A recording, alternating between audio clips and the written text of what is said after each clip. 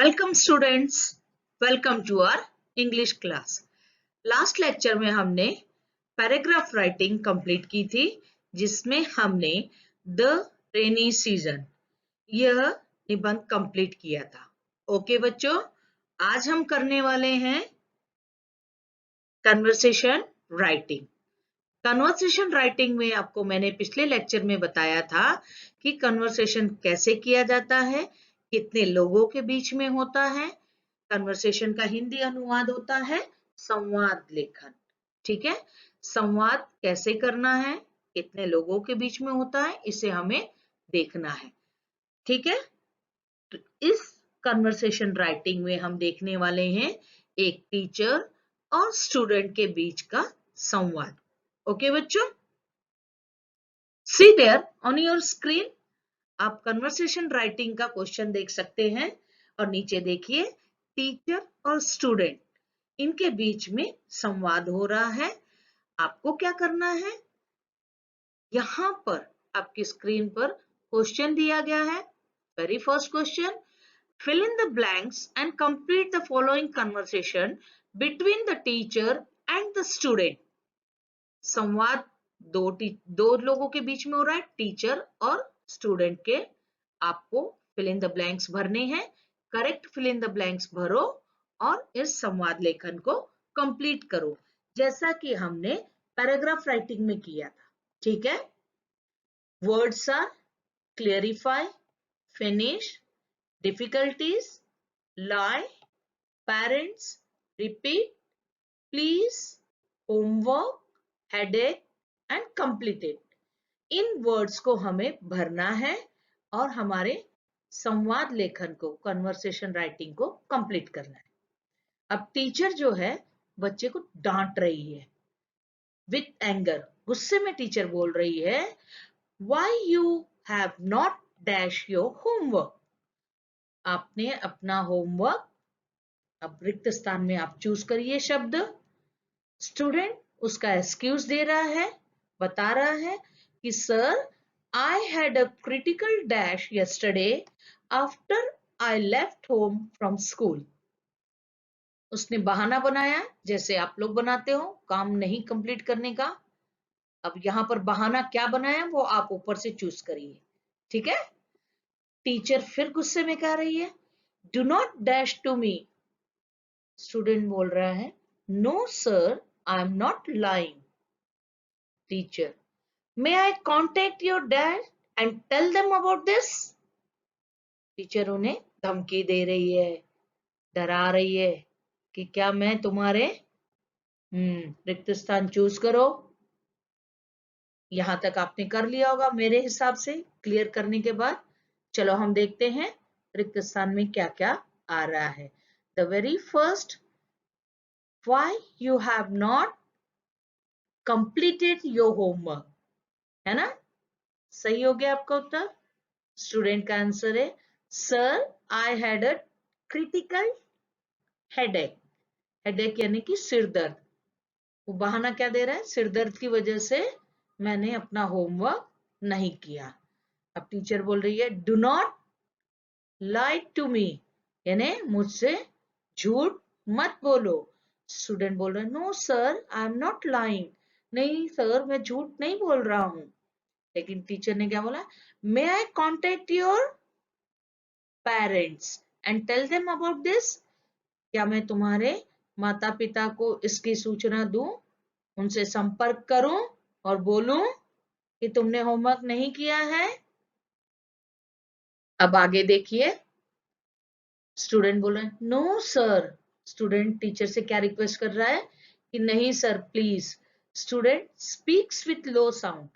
अब जब बच्चे की गलती रहती है और माता पिता के पास अगर कंप्लेंट जाएगी तो उसे पता है कि मैंने गलत काम किया है, तो मुझे क्या होगा, यहाँ टीचर से भी पनिशमेंट मिलेगा और पेरेंट्स से भी। इसलिए वो जब झूठ बोल रहा है तो क्या हो गया, उसकी आवाज लो हो गई है, धीरे से बोल रहा है। नो सर यानी नहीं sir please, dash don't say to my parents. Next teacher, then when will you do the dash properly? ठीक है, तब तुम अपना होमवर्क, है ना? कैसे करोगे? बराबर से कब करोगे? स्टूडेंट क्या जवाब दे रहे हैं? Sir, from now onwards I will dash it without any obstruct. अब वो बोल रहा है sir, from now onwards. Now onwards का मतलब है अभी से। I will dash it without any obstruct. Obstruct यानी कि आज के बाद मैं कभी भी ऐसा गलत काम नहीं करूंगा, बगैर किसी गलती के मैं ये अपना होमवर्क यस करता रहूंगा। Teacher, if you have any dash regarding homework.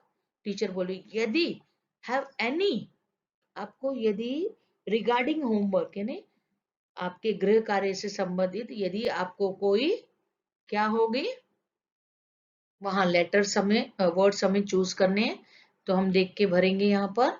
Ask me and I will dash your doubts, यानी कि अगर तुम्हें कोई समस्या है तो आप क्या कर सकते हो, मुझसे पूछ सकते हो, है ना?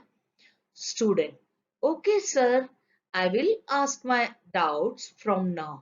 अब से मुझे कोई समस्या होगी, कोई परेशानी होगी तो आई विल आस्क, मैं आपसे पूछूंगा। Teacher, and do not repeat this, is it clear? और क्या बोला टीचर ने उसको? डू नॉट रिपीट, यानी कि आज जो तुमने गलती की है, इनकम्प्लीट होमवर्क रखा है और बहाने बना रहे हो, नेक्स्ट टाइम आप ऐसा बिल्कुल भी नहीं करोगे। Is it clear? समझ में आया?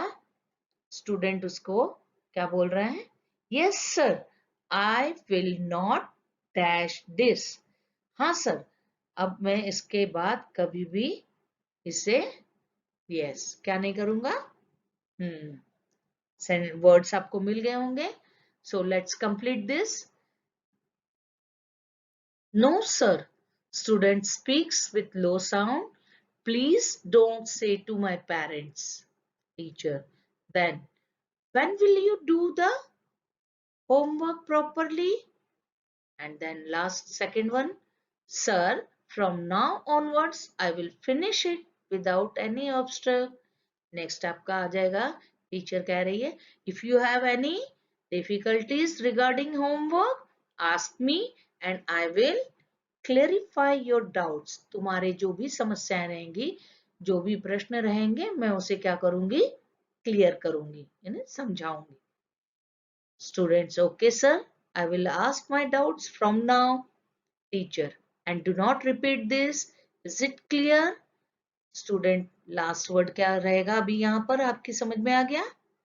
Yes sir, I will not repeat this. Okay बच्चों, तो इस प्रकार से आपका कन्वर्सेशन राइटिंग आपका यहाँ पर समाप्त होता है। ये हो गई आपकी एक्सरसाइज नंबर 2। निबंध की कॉपी में आज की डेट डालकर सेकंड नंबर आपका हो जाएगा कन्वर्सेशन राइटिंग। ओके बच्चों, that's the end of this activity. इस एक्टिविटी की यहाँ पर समाप्ति होती है। आपको क्या करना है, निबंध की कॉपी में आज की डेट डालकर निबंध का नाम वहां पर आप लिखोगे conversation writing, okay, and then you will complete your notebook and show me. Okay, तो मिलते हैं अब अगले लेक्चर में, तब तक के लिए बाय बाय।